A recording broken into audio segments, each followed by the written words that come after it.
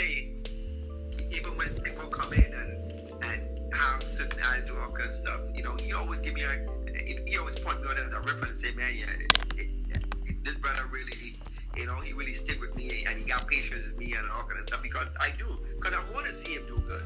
You know what I mean? Mm-hmm. And you build a relationship like that. You don't just have one attitude all of a sudden you're done. Because look how many times that black people get not only beat up but abused verbally by all these different people, but they still go back in the fucking store. They don't say, oh shit, I never go back there no more. No, they still go back and fucking shop and give them their money. They do. So stop the fucking bullshit. I mean, so if you could do that with other people who don't give a damn about you, why you can't do it with your own people? Why you can't have patience the same way, like how you have patience with all these other people who don't give a damn about you? So miss me with that bullshit. Miss me. So again, I'm going to ask you. Yeah. If would you say that's like we sell each other out by always going to like another nationality store or supporting their business over our own? Yes, 100%. 100%. We do. Yeah. And tell people this, and I tell people this too as well, that we have to understand this, that when you look at the state of our people, Mm-hmm. right, and the things that we have been subject to, Mm-hmm. you have to understand the anger that comes between people who look just like you. Because for some reason that our people have smoke for people who look just like them in our community, have the same sentiment to other people who don't look like them. I don't understand that. I noticed that. I did notice the aggression for people that look like themselves. It seems like they're so much more angry. I don't know what the intense level of, animosity is about, but when they go on attack against one another, it's a very strong attack. And I don't see that same force when it comes to a Caucasian, an Asian, a Hispanic. It's not that same level of intensity. And I don't understand that. Yeah, because it's self-hate. Because remember, we were taught to hate each other. We were taught to have any conflict. I mean, a man match your shoes, or a man do something for you, or like you go into a black store. And because again, remember, for some reason, black people, I don't know if you can contest to this, black people will find any excuse not to fucking support you. Yes. So go into a store and say, shit, yo, look at the mat, yo, it's crooked. Look at, or they can have 101 things that you could get in a store. Mm-hmm. But if they don't have one thing that they maybe don't have at the time, fuck, man. You see black people with the bullshit. Yeah. Because they're looking for anything. That is some shit, bro. I'm gonna say something because I was, I can say that I have possibly done that myself. And just to give you an example, all right. So last year, it was around my birthday. It was me, my sister, and one of my friends. We went to this Jamaican restaurant downtown, and I had never been there before. And so when I went in the restaurant, it was hot because my birthday's in the summertime, so it was already hot in there. And they might have had like the ceiling fan on, but it was still kind of warm in there. And there was nobody in the front to greet us. And I was like, well, I guess we got to seat ourselves. And nobody came to the front, so I said, oh boy, I was saying stuff like that. And then this black guy came out. He had like an accent, and I forgot where he was from. And my friend was like, see, that's the problem with our people. We got to be patient with each other. And like I was definitely complaining because nobody else was there, and it was just like I didn't know what we were supposed to do. I'm like, okay, we seat ourselves. Where are the menus? I was like, oh boy.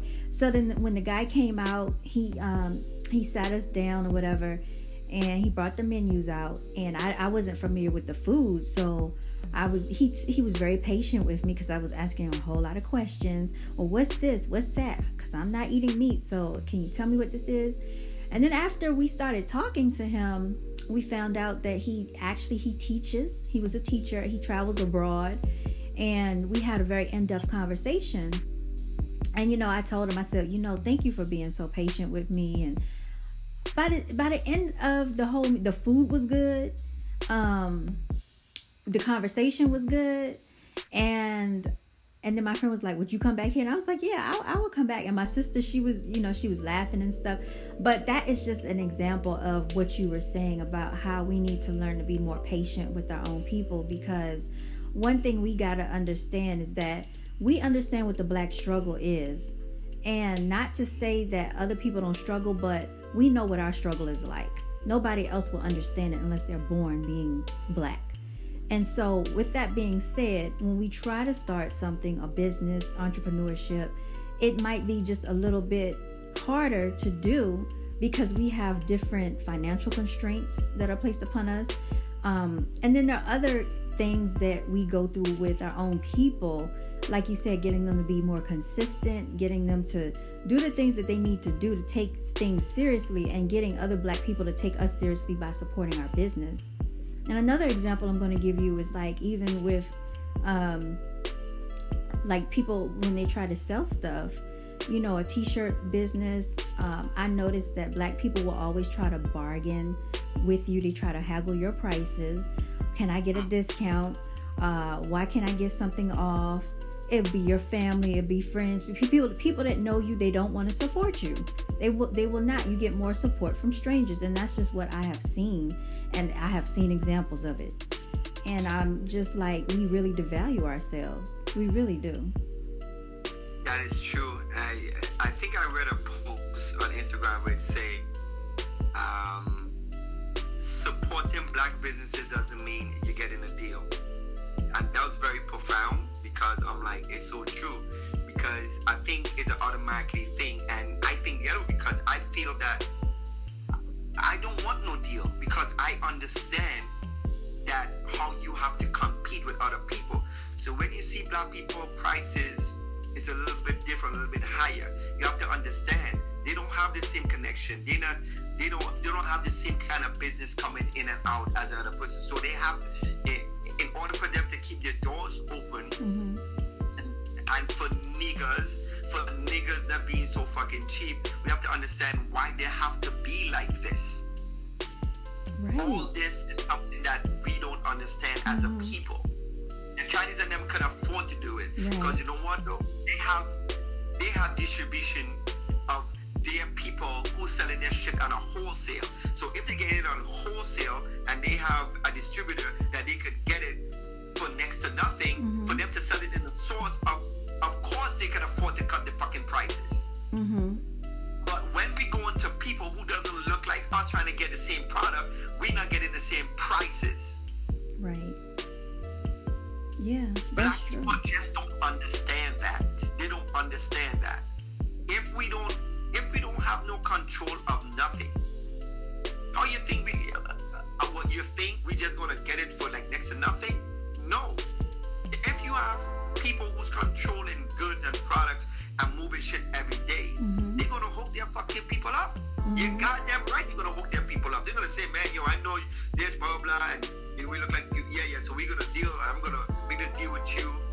Once you're consistent and you're doing this, every 6 months, every year, and you're doing it. Yeah, of course, we're gonna hook their people up, right? We going into something where the people who is selling us our goods and products that we need to get it, and they don't look like us. Of course, they're gonna be like, okay, yeah, this is your price, because this is the Black price, and this is their price they deal with their people. So of course they can afford to fucking have their prices cheaper in the stores.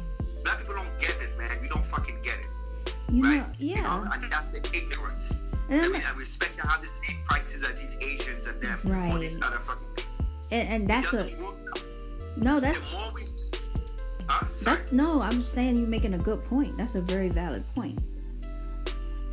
Right? The more we grow and we get into that, it's gonna get easier for us. We don't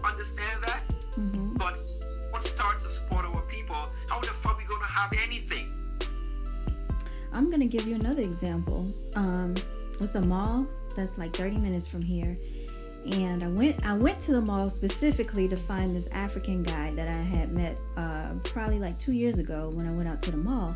He has a kiosk in the middle of the mall, and his kiosk was right side of Bath and Body Works. You know, they sell the lotion and the candles and stuff. So we walked past his stand. My mama was with me when we went out there, and I don't know. We just started talking because I like to.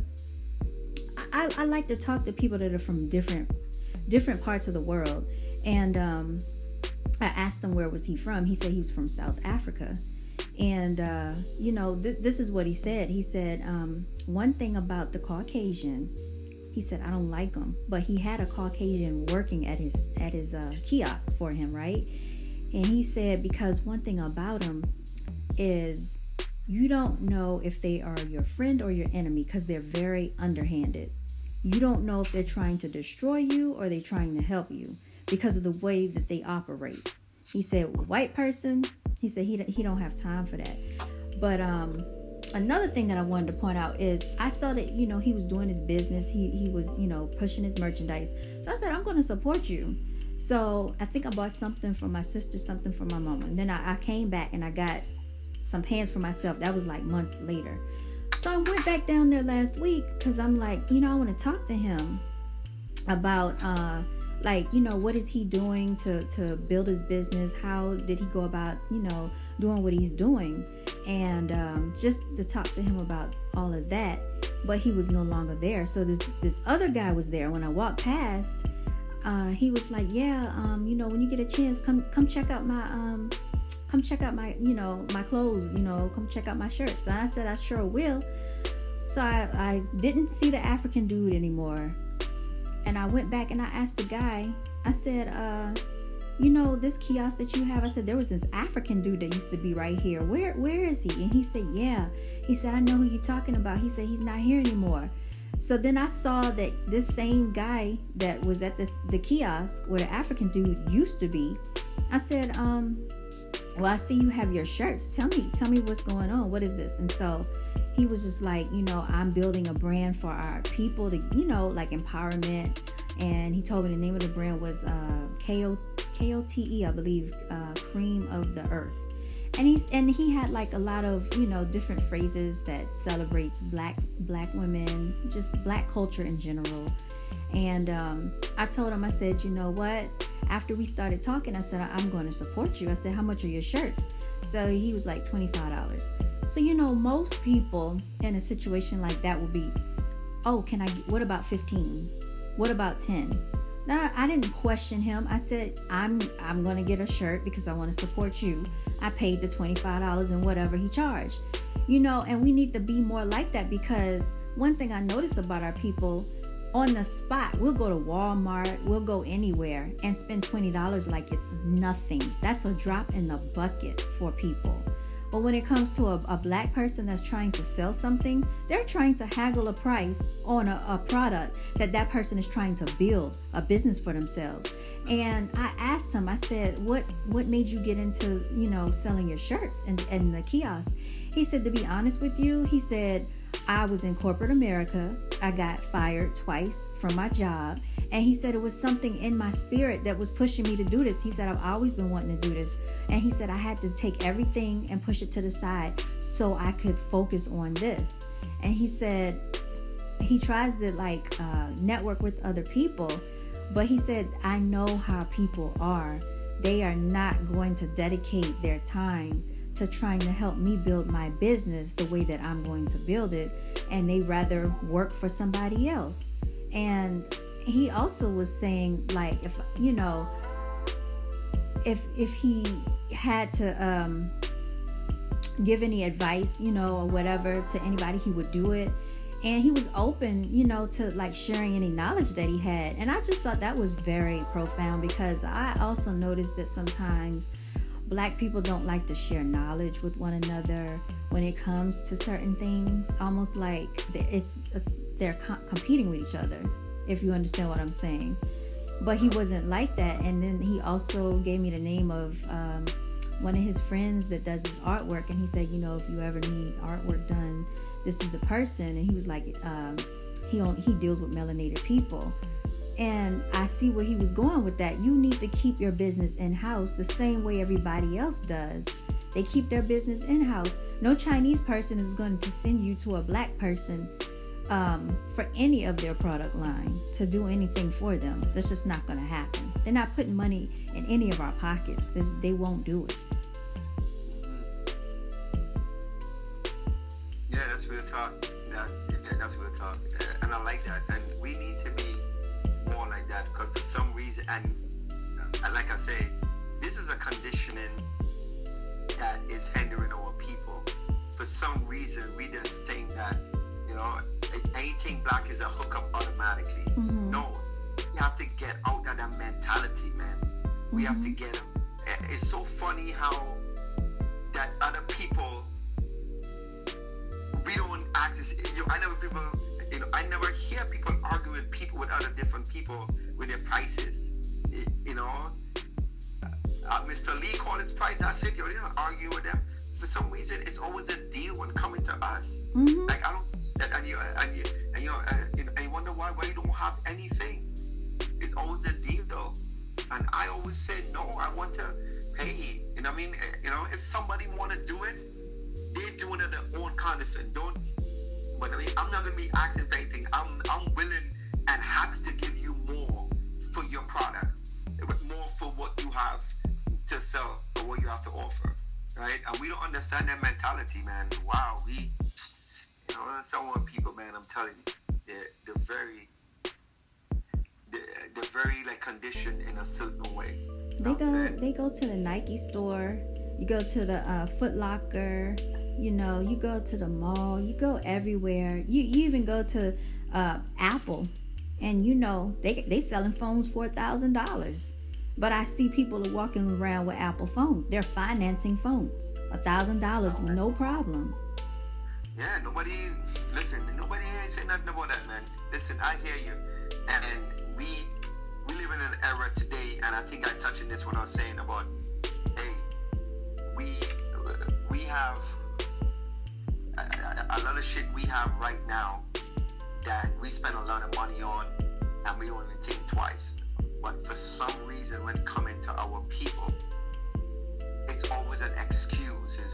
It's always, oh man, come on, man, they don't give me that price for that whatever cases. And we have a lot of shit that we buy, and we don't even ask no questions about it. We just go out and support people and buy shit whatever cases. We don't. You know what I'm saying? And this is something that our people really need to understand in us for us to move forward as a people. We have to get out of that kind of thinking. We literally have to sever that slave mentality kind of thinking. You know what I mean? And it's the way how we look at ourselves. Mm-hmm. And that comes back to self-love, to self. Because you gotta remember, when anytime a person manifests a love for themselves and see themselves as great and being worthy, you extend that out to other people around you. Mm-hmm. Because anybody who hates themselves, you think they have any love for you, they don't even love themselves. So that's why I don't like to involve with anybody else. Anybody who don't have a love for themselves, they will never have no love for anybody else or their people. But that's a fact. You know what I mean? Like, I love myself, and that also extends itself out in the way how I feel about my people. Mm-hmm. Right? That's why I'm so passionate. I mean, I walk high, I raise my head high. When I walk into a room, I don't care who cracker or whatever it is, man. They know I'm in the fucking room, and I don't have to say anything. They can tell by the presence of me being in that room, like, yo, I'm the, you ain't fucking better than me. Mm-hmm. That shit is literally dripping off of me, right? Right? And I don't even have to say anything. Mm-hmm. You can just tell by my aura. So once you exhibit that kind of confidence and that kind of love for yourself, it's easy to extend that out to your loved ones. I mean, or to your husband, or to your wife, or your girl, your boyfriend, whatever. It's easy to do that because you want their best interest. You want to see them do good. You want to lift them up every way possible. I mean, it's not a competition. But going back to what you're saying, you want to help them. It's like, oh man, you could do this too. Here's this contact. It's not like, I have all the answers. I'm trying to figure this out, and I'm not trying to share anything with anyone. Whoever cases, come on, man. We all is in this up together, right? We have to uplift each other, right? And we have to extend wherever we learn, and we could teach somebody else, or try to give somebody else some knowledge so they could do something else and they could power themselves. Why not? Mm-hmm. That's the whole point, right? That's the whole point of being a community. But I wouldn't say, but however, we most of our people, we haven't reached our stage yet. We still fighting each other. We still look at each other as competition, and we don't look at the open enemy as the competition. Mm-mm. And that's what I try to say all the time is like, most of us, like, that's your sister, that's your brother in a sense. We don't have any more than the other person. We really don't. But people have that perception of, well, they not gonna have more than me, so I'm not gonna show them this. I'm not gonna help support them in this way. Like, why are you doing that? We're all in the same boat. When you really look at it, you might have a little bit more. You might have a bigger house or something, or a fancier car, but that's really nothing in comparison to what's really out here in the grand scheme of things in the world. People got to get beyond those petty differences of that competition mindset. Yeah, and that's a plantation thing. Actually, I think somebody bring this down. I'm paraphrasing. I'm trying to remember all this, but it kind of goes like, it's like, that's comparing certain rich people who feel like they're not in the same, they're not in the same level as people who's, like average, you say poor people or middle class people, mm-hmm. right? And it's almost like, I think somebody breaking down like this is like, okay, that's like someone who have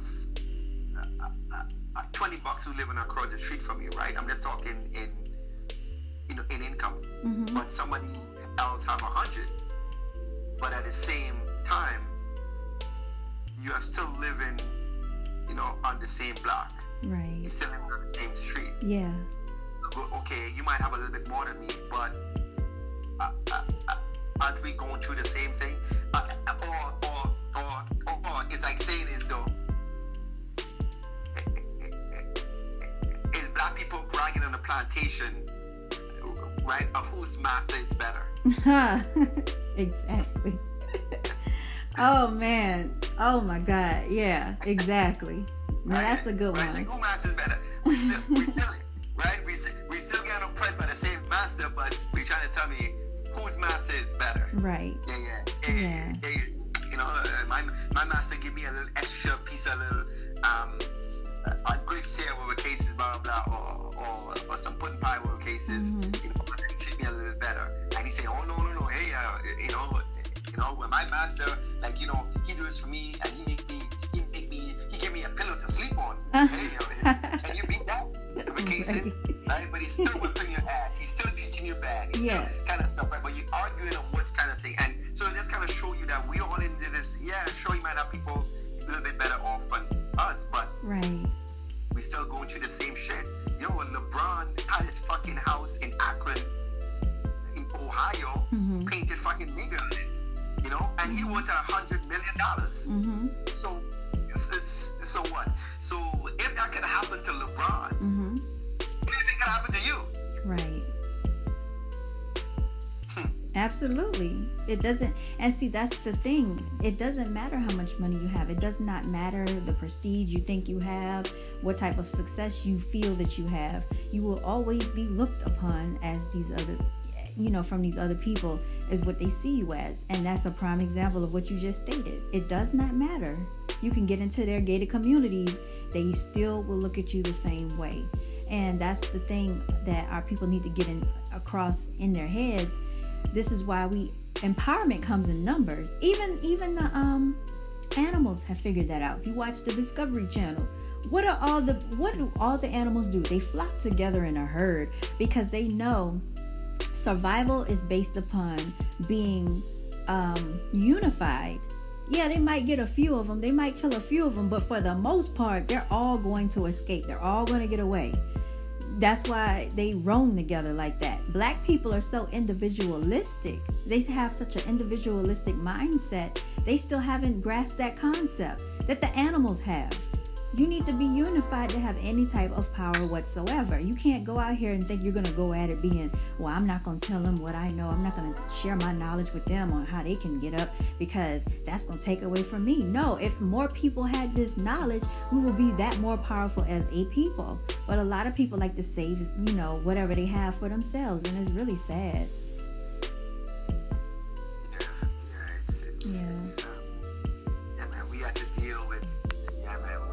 Other people like that.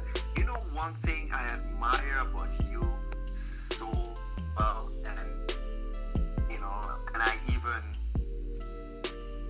learn from you as well. You are an amazing listener. Wow, I think even from the first time I started talking to you, that's one thing I admire about you so much, because see, when people, they pay attention and listen, because you learn when you listen. And that's something I don't think I told you that from before, but that's something I admire about you, like so much. Like you're a great listener, man. Wow, I can't stress that more. But yeah, you're an amazing listener. I think I admire it. One thing I admire about you. I mean, there's a lot of things I admire about you, but I'm just saying that stands out, especially when we have conversation. I admire that, about you so much, and I think that's why, to even add to it even more, I think that's why, you having your own stuff.